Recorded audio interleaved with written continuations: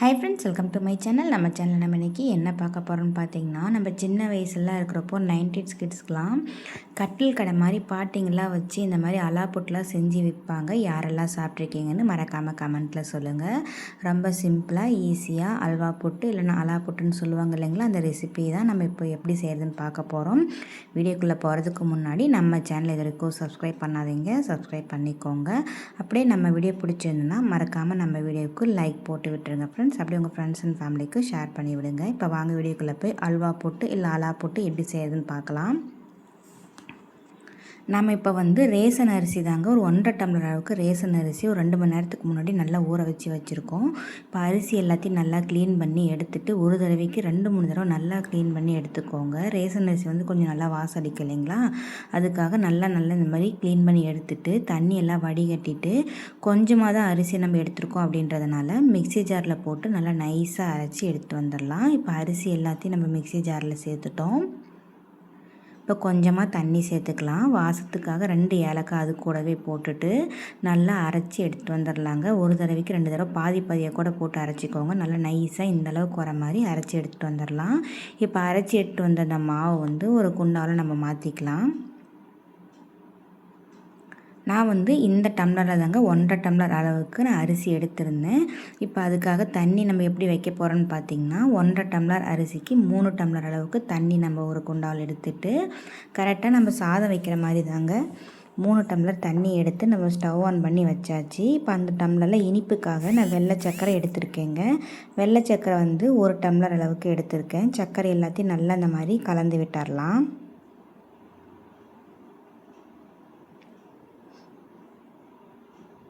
இப்போ ஹை ஃப்ளேம்லேயே வச்சுக்கலாங்க. நல்லா சர்க்கரையெல்லாம் கரைஞ்சி தண்ணியெல்லாம் நல்லா கொதிக்கணும். அதுக்காக நம்ம ஹை ஃப்ளேமில் வச்சு நல்லா கொதிக்க விட்டுடலாம். இப்போ பாருங்கள், தண்ணியெல்லாம் நல்லா கொதிக்க ஆரம்பிச்சிருச்சு. சர்க்கரையெல்லாம் கரைஞ்சிச்சான்னு பார்த்துட்டு உங்களுக்கு இனிப்பு கூட குறைய வேணும்னா பார்த்து நீங்கள் சேர்த்துக்கலாம். இந்த இனிப்பு கரெக்டாக இருக்கும், நமக்கு சாப்பிட்றதுக்கும் நல்லாயிருக்கும். இல்லை உங்களுக்கு இனிப்பு இன்னும் கொஞ்சம் நல்லா அதிகமாக வேணும் அப்படின்னா இன்னும் கூட நீங்கள் பார்த்து கூட குறைய சேர்த்துக்கோங்க. இப்போ தண்ணியெல்லாம் நல்லாவே கொதிக்க ஆரம்பிச்சிருச்சு பாருங்கள். சர்க்கரையும் நல்லாவே கரைஞ்சிருச்சு. எதுக்கு ஒரு தடவை நம்ம எடுத்து பார்த்துடலாம். சர்க்கரையெல்லாம் நல்லா அடிப்பக்கம் இல்லாமல் நல்லாவே கரைஞ்சிருச்சுங்க.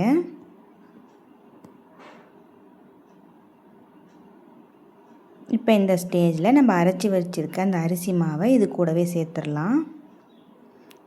இப்போ அரிசி மாவு ஊற்றுறப்போ நம்ம ஹை ஃப்ளேமில் இருந்து மீடியம் ஃப்ளேமில் வச்சுட்டு கொஞ்சம் கொஞ்சமாக ஊற்ற இந்த மாதிரி நம்ம கிளறி விட்டுட்டே இருக்கணும், இல்லைன்னா கட்டியாகிரும். நல்லா இந்த மாதிரி கிளறி விட்டுட்டே இருங்க. மாவு விட்டுட்டு நம்ம ஹை ஃப்ளேமில் வச்சு கிண்டக்கூடாது, மீடியம் ஃப்ளேம்லேயே வச்சுட்டு நல்லா கிண்டிக்கோங்க. இந்த மாதிரி நம்ம கிண்ட மாவு நல்லா கெட்டியாக வருங்க. இதை நம்ம நாட்டு சர்க்கரையிலையும் செய்யலாம், இல்லை வெல்லத்துலேயும் செய்யலாம், கருப்பட்டிலையும் செய்யலாங்க. நம்ம ஆல்ரெடி வெல்லத்தில் செஞ்ச அல்வா புட்டு இல்லை அலா புட்டு நம்ம வீடியோவில் போட்டிருக்கோம், மறக்காமல் செக் பண்ணி பாருங்கள். இப்போ நம்ம சர்க்கரையில் இந்த அல்வா புட்டு எப்படி செய்யறது நாங்கள் பார்த்துட்ருக்கோம். இதுவும் நல்லாயிருக்கும், ரொம்பவும் டேஸ்ட்டாக இருக்கும். 90s கிட்ஸ்லாம் இதை சாப்பிடாம கண்டிப்பாக இருக்கவே மாட்டீங்க. உங்கள் பாட்டிங்களாம் கண்டிப்பாக இதை செஞ்சு கொடுத்துருப்பாங்க. ரொம்ப ரொம்ப டேஸ்ட்டாகவும் இருக்குங்க. ரொம்ப ஈஸியாக செய்யக்கூடிய ஒரு ஸ்நாக்ஸ் ரெசிபினா கண்டிப்பாக இதை சொல்லலாங்க. ரொம்ப ஈஸியாக செஞ்சிடலாம். இப்போ நம்ம கிண்ட தண்ணி மாதிரி இந்த மாவெல்லாம் நல்லாவே நமக்கு கெட்டியாக ஆரம்பிச்சிருச்சு பாருங்கள். நாங்கள் ஸ்கூல் போகிற டைம்லலாம் ஒரு பாட்டி கட்டில் கடை மாதிரி போட்டிருப்பாங்க, கேள்விப்பட்டிருக்கீங்களா? கண்டிப்பாக உங்களுக்கெல்லாம் தெரியும். 90s கிட்ஸாக இருந்தால் கண்டிப்பாக நீங்கள் இதை பார்த்துருப்பீங்க. அந்த மாதிரி பாட்டிங்கெல்லாம் ஸ்கூல் வாசல் முன்னாடி கடை மாதிரி போட்டிருப்பாங்க.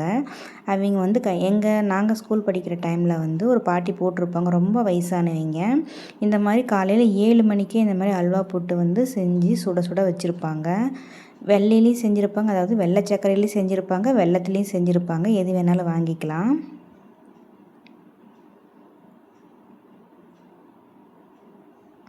ரொம்பவும் நல்லா இருக்குங்க. யாரெல்லாம் இந்த மாதிரி தள்ளுவண்டி கடையில் இல்லைன்னா இந்த மாதிரி தள்ளுவண்டி கடையில் இப்போ தாங்க, அப்போல்லாம் கட்டில் மாதிரி போட்டு அதில் தான் கடை மாதிரி வச்சுருப்பாங்க. அந்த மாதிரி கட்டில் கடையில் சாப்பிட்ருக்கீங்கன்னு மறக்காமல் கமெண்ட்டில் சொல்லுங்கள்.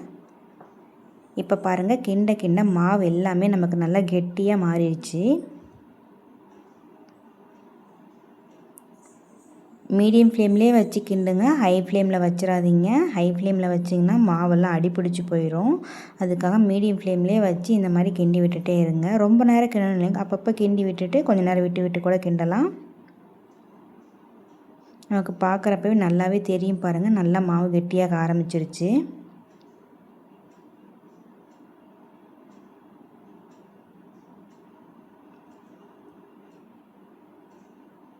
கொஞ்சம் கூட கட்டியே இல்லாமல் அழகாக நம்ம கிண்டி எடுத்துட்டோம். இப்போ இது கூட வந்து அரை மூடி தேங்காயை நல்லா இந்த மாதிரி ஒரு 2 சுற்று மட்டும் மிக்சியில் விட்டு இது கூட சேர்த்துக்கலாம். அப்படி இல்லைன்னா தேங்காய் வந்து ஸ்லைஸாக நீங்கள் குட்டி குட்டியாக கட் பண்ணி கூட சேர்த்துக்கலாம். நான் கட் பண்ணுறதுக்கு டைம் இல்லை அப்படின்றதுனால மிக்சி ஜாரில் ஒரு 2 சுற்று மட்டும் விட்டு இது மட்டும் எடுத்துக்கிட்டேங்க. தேங்காய் சேர்த்து சாப்பிட்றப்போ டேஸ்ட் வந்து வேறு லெவலில் இருக்கும். கண்டிப்பாக ட்ரை பண்ணி பாருங்கள். ஈஸியாக செஞ்சிடலாங்க. ஃபஸ்ட் டைம் செய்கிறீங்க கூட ஈஸியாக செஞ்சிடலாம். ரொம்ப நல்லாயிருக்கும். ஸ்கூல் விட்டு வர குழந்தைங்களுக்கெல்லாம் கண்டிப்பாக இந்த மாதிரி ஸ்நாக்ஸ் செஞ்சு கொடுங்க. ஹெல்த்தியான ஸ்நாக்ஸாக செஞ்சு கொடுங்க வீட்டில். அவங்களும் நல்லா சாப்பிடுவாங்க. நமக்கும் நம்ம குழந்தைங்களுக்கு நல்லா ஹெல்த்தியான ஸ்நாக்ஸாக கொடுத்தோன்ற மன திருப்தி இருக்கும் நமக்கு.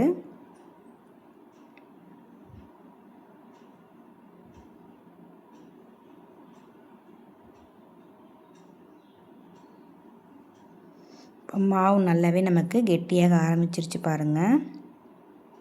நம்ம ஃபஸ்ட்டு தண்ணி மாதிரி விட்டோம் இல்லைங்களா, இப்போ தேங்காய் தான் நமக்கு வந்து அங்கங்கே கட்டி மாதிரி இருக்குது. மற்றபடி மாவு எல்லாமே நமக்கு நல்லா வெந்து ஒன்று போல் இருக்குது.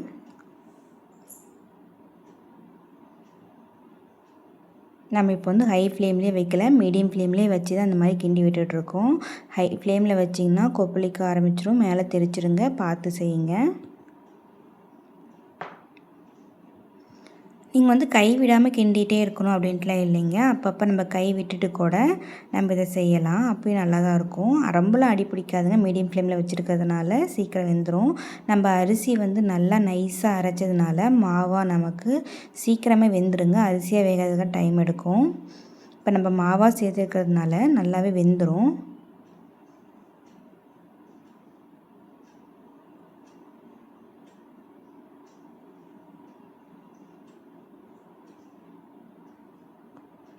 இப்போ பாருங்கள், நல்லாவே மாவு நமக்கு கரண்டியோட ஒன்று சேர்ந்து வருது. பாத்திரத்தில் ஒட்டாமல் மாவு வந்து நம்ம கரண்டியோடு எடுக்கிறப்ப நல்லா அந்த மாதிரி கெட்டியாக வரணும். அப்போ தான் நமக்கு வந்து அல்வா புட்டு தயாராகிடுச்சின்னு அர்த்தம். இல்லைனா மாவு வந்து வேகலை அப்படின்ட்டு ஆயிரும்.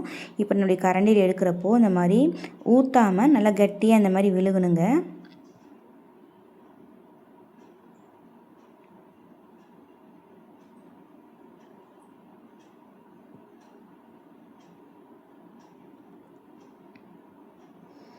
இப்படி குண்டாவோட நல்லா ஒட்டி எடுத்தோம்னா நல்லாவே இருக்கும். கட்டி இல்லாமல் நமக்கு நல்லா ஒன்று போல் வரும். இப்போ பாருங்கள், நமக்கு ஊற்றுறப்போ கரண்டியோட ஒட்டலை, நல்லாவே கெட்டியாக விழுகுது. பார்க்குறப்பே உங்களுக்கு நல்லாவே தெரியும் அல்வா புட்டு நமக்கு தயாராகிடுச்சு பாருங்கள். இப்போ நம்ம ஸ்டவ் ஆஃப் பண்ணிடலாம். கையில் லைட்டாக தண்ணி நினச்சிட்டு இந்த மாதிரி சுற்றி இருக்கிறத எடுத்து விட்டுடலாங்க.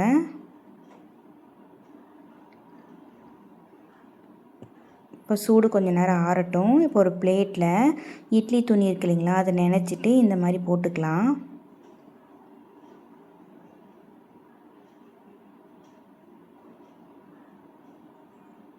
இந்த மாதிரி போட்டுட்டு ஒரு பவுலில் கொஞ்சமாக தண்ணி எடுத்து இந்த மாதிரி குழிக்கரண்டியாக ஒன்று எடுத்துக்கலாங்க. இப்போ நம்ம ரெடி பண்ணி வச்சுருக்க அந்த அல்வா புட்டோட இப்படி தண்ணியில் நினச்சி கரண்டியை வச்சு இப்படி எடுத்து வச்சோம்னா அழகாக நமக்கு வருங்க. லைட்டாக சூடு இருக்கிறப்பே இந்த மாதிரி செஞ்சுக்கலாம். ரொம்ப சூடு ஆனதுக்கப்புறமா எடுத்திங்கன்னா வராது. கொஞ்சம் லைட் சூடு இருக்கிறப்போ இந்த மாதிரி செஞ்சு எடுத்து வச்சுக்கோங்க.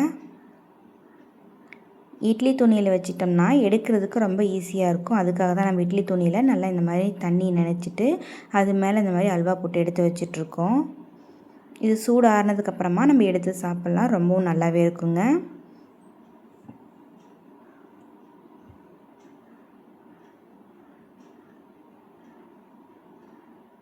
மீதி இருக்கிறதையும் நம்ம இன்னொரு பிளேட்டில் எடுத்து வச்சுக்கலாம். ஃபஸ்ட்டு ஒரு பிளேட்டில் நம்ம எடுத்து வச்சிட்டோம். கொஞ்சம் இலக்கமாக இருக்குது. சூடு ஆனதுக்கப்புறமா கையில் எப்படி எடுக்க ஈஸியாக வரும். இப்போ மீதி இருக்கிற மாவையும் நம்ம இது கூடவே எடுத்து வச்சுக்கலாம்.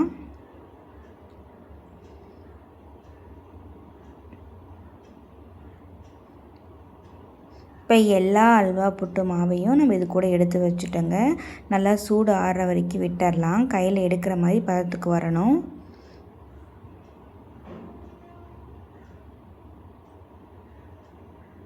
ரொம்ப ரொம்ப ஈஸியாக செஞ்சிடலாங்க. நீங்களும் கண்டிப்பாக உங்கள் வீட்டில் ட்ரை பண்ணி பாருங்கள்.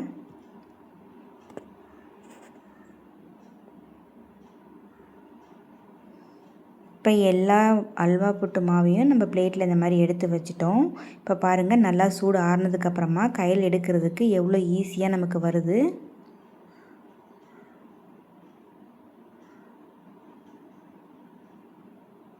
அவ்வளோதான் ஃப்ரெண்ட்ஸ். ஸ்கூல் விட்டு வர குழந்தைங்களுக்கு கண்டிப்பாக நீங்கள் இந்த மாதிரி அல்வா புட்டு செஞ்சு கொடுத்தீங்கன்னா நல்லா இனிப்பு சுவையோடு இருக்கிறதுனால குழந்தைங்க நல்லா கேட்டு விரும்பி வாங்கி சாப்பிடுவாங்க.